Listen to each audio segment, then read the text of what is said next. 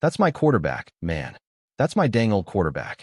If you watched that last Dak Prescott interview and didn't come away feeling some kind of way about this man's leadership, poise, and command of the moment, I don't know what you're watching.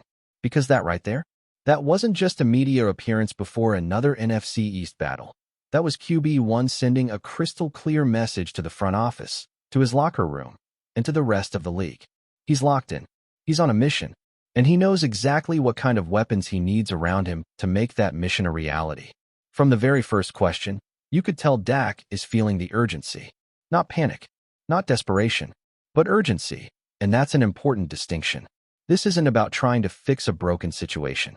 It's about sharpening the blade, making sure every piece of the offense is firing at full power, and that starts with having his guys back on the field. Seeing his confidence when talking about having CeeDee Lamb and George Pickens out there together again. Man, it's contagious. The man knows what time it is. He's been through too many battles not to recognize when the tide of a season is about to turn, and he's doing everything in his power to make sure that turn happens in their favor. You could hear the respect in his voice when he talked about the return of CeeDee. He didn't just say he's back, he said he's ready. That word means something different when it comes out of a quarterback's mouth. It doesn't just mean healthy. It means sharp, mentally there, dialed in. The fact that he said CeeDee could have gone last week, but they held him out to be careful, that tells you how valuable this stretch run is about to be. They're thinking big picture now. They're thinking postseason. But Dak wasn't just hyping up CeeDee. The way he talked about George Pickens should be making Jerry Jones reach for that checkbook immediately. You could see the pride in his eyes when he described how George stepped up while CeeDee was out. The silver lining talk wasn't just lip service. This is a quarterback who's watched a young wideout grow up in real time. Pickens didn't just fill in. He asked for more responsibility. He embraced the challenge. And now that both of them are on the field together again, that's not just depth, that's dynamite. Dak said it himself. You don't know where either of those guys is going to line up. One play, it's George wide and CeeDee in the slot. Next play, flip it. Maybe they're on the same side. Maybe they're crisscrossing across the formation. That's nightmare fuel for defensive coordinators. That's versatility that opens up the entire playbook. And let's not overlook the chemistry factor either. Dak said it loud and clear. They're each other's biggest fans. There's no ego battle. No fighting for touches. Just two dogs trying to eat together. You build a championship offense with that kind of mindset. And listen, this isn't the first time Dak's had weapons. But this might be the first time he's had these kinds of weapons at this stage of his career. He mentioned Amari Cooper and CeeDee Lamb. But even he admitted it wasn't the same.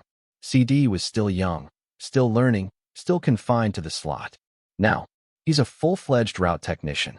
Pickens has the size, the aggression, and the confidence to be that outside threat every single snap. And with Dak growing in comfort, in freedom at the line, in total command of this offense, the sky's the limit. You heard him talk about it. He's loving the chess match at the line of scrimmage right now. Shifting protections, checking into new plays, squeezing every last drop of information out of those final 15 seconds in the headset. That's what you get when a quarterback's experience finally meets his physical prime. Dak's not just reacting anymore. He's manipulating. He's dictating. He's playing with that veteran vision that only comes from years of film study, reps, and hard-learned lessons. And he's not doing it alone. He gave flowers to the whole offense. He knows this isn't just about him showing off his football IQ. The guys around him are buying in. They're watching the tape. They're seeing what he sees. When Dak makes a call, the receivers adjust. The linemen shift. The backs know what's coming. That kind of synchronicity doesn't happen by accident. It's the product of culture, of hours spent together, of trust built over time. You don't build that in one training camp. You build that by grinding through wins and losses, by holding each other accountable, by setting the standard and refusing to drop below it. And speaking of accountability, this man is holding himself to the absolute highest standard. He said it plain and simple. He expects to score on every drive. He knows it's not realistic, but he doesn't care. That's the mindset he demands from himself. Complete every pass. Score on every series. Execute the run game. Get the team in the right play. Carry out the fake like it matters, even if the ball isn't coming your way. Every single detail matters to Dak right now, and it's because he knows the margin for error is razor thin in this league. He said it with his chest. They have to win this week. No excuses. No moral victories. No, we'll bounce back next time. This one is a must-win, especially with how tight the NFC East race is shaping up to be. The Commanders are hungry, but so are the Cowboys. And Dak is making sure everybody in that locker room understands what's at stake. But even in the face of that pressure, Dak isn't pointing fingers. He's not throwing the defense under the bus. Even though the stats show a clear imbalance between the offense's production and the defense's struggles. Instead, he doubled down on trust. He said he knows those guys. He sees them every day. He knows their work ethic, their mentality, their frustration. And he believes they're going to respond. That's what leaders do. They absorb the pressure so their teammates can breathe. They build belief, even when the scoreboard doesn't show it yet. And let's not gloss over what he said about longevity, either. When he brought up Joe Flacco and how he's still slinging it at 40, you could see Dak's wheels turning. He's not trying to be a flash-in-the-pan dual-threat quarterback who burns bright and fades fast. He's playing the long game. He's refining the mental side. He's mastering the pocket. Because he knows that if he keeps sharpening his decision-making and getting the ball out quick, there's no reason he can't still be doing this for another decade. And with weapons like Lamb and Pickens, he might just be right. That's why this interview felt different. This wasn't just QB1 doing media obligations.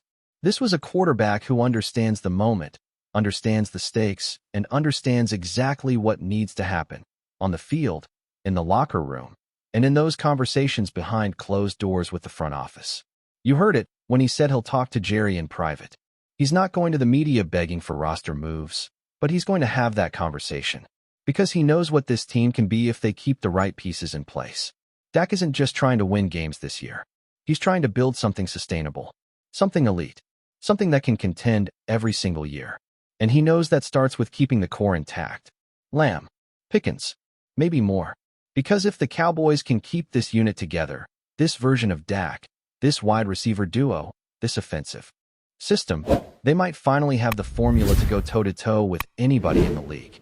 And if you thought the first half of that interview showed maturity and control, the second half took it to another level. Because that's where Dak Prescott really peeled back the curtain on what it means to carry the weight of being a franchise quarterback. Not just in the good moments, not just when you're lighting up the scoreboard, but when the pressure's real, when the critics are loud, and when every mistake gets magnified under a national spotlight. And yet, he's standing tall in all of it.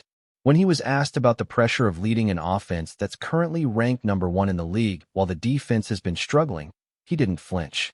He didn't throw shade. He didn't duck the question. He met it head-on and made it clear. That pressure, that expectation, that's his standard. That's what he demands of himself and of his unit every single week. He said it plainly. They expect to score every possession, not because the defense is struggling, but because they believe they can. And when you hear it come from him, it doesn't feel like cliché locker room talk. It feels like a man who means it. And yet, underneath all that confidence, there's a realism that gives his words weight. He knows they won't score on every drive. He knows that's not how the NFL works. But he wants to feel that way. He wants his guys thinking that way. He said it. If you don't believe you're going to get 5 yards every run, make every throw, win every route, then what are you doing in the league? That's the mindset he's trying to embed in that locker room. Not arrogance, not delusion, just an unwavering belief in their ability to execute at the highest level, play after play, quarter after quarter. And make no mistake, that mindset matters. Especially in games that are decided in the final minutes. In those fourth-quarter drives where you either impose your will or go home empty. Dak mentioned it. Too many losses have come late. Too many times they've come up just short. That's where he's focused now. Not just playing well, but closing, finishing games, dictating the end, not reacting to it. That's what separates good teams from great ones, and he knows it's time for the Cowboys to make that jump. Then there was the moment when he was asked about how the offense can help the run game, especially after a disappointing 31-yard performance last week. And again, Dak didn't pass the blame. He looked inward.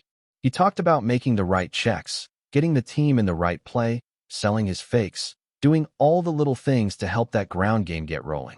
That's leadership. That's ownership.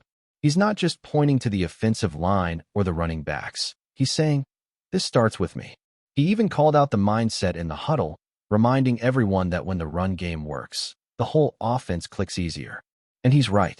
When the defense has to respect the run, play action opens up, the safeties come down, the windows get wider. It all flows from there. And Dak knows that. He's not satisfied with 31 rushing yards. Nobody is. But instead of frustration, he's bringing focus. He's making sure that next week, they're ready to dominate that phase again.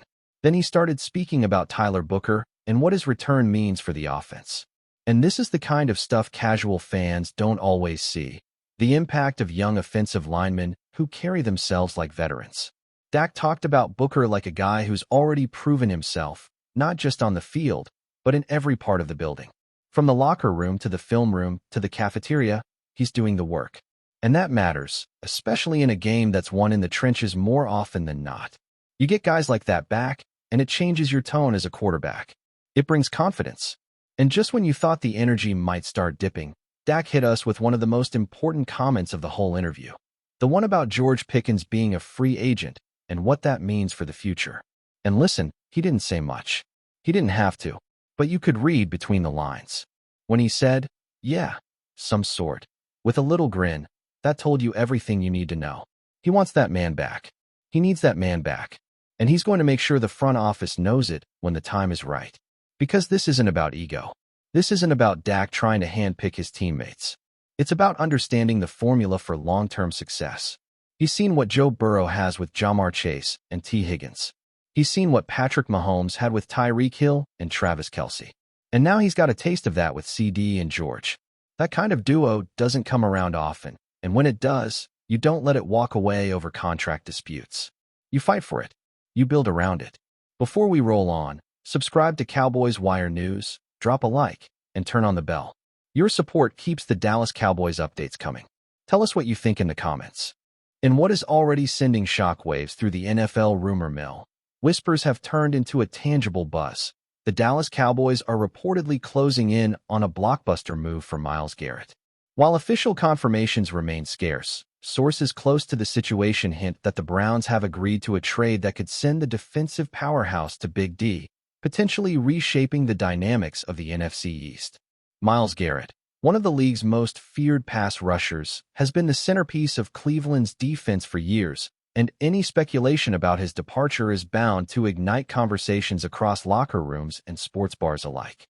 Cowboys fans, long craving a defensive edge to complement their high-octane offense, are understandably abuzz. The mere thought of Garrett lining up opposite Micah Parsons has fans imagining a defensive duo that could terrorize quarterbacks for seasons to come. The mechanics of the trade remain murky. While some insiders suggest it involves a mix of draft picks and players, others hint at a more straightforward exchange, potentially signaling the Browns' intent to pivot their roster strategy. Cleveland has been no stranger to bold moves, but letting go of a cornerstone like Garrett would mark a seismic shift. For the Cowboys, however, this could be a statement of intent, signaling they are all in on championship contention and willing to bet on immediate impact rather than long-term roster building.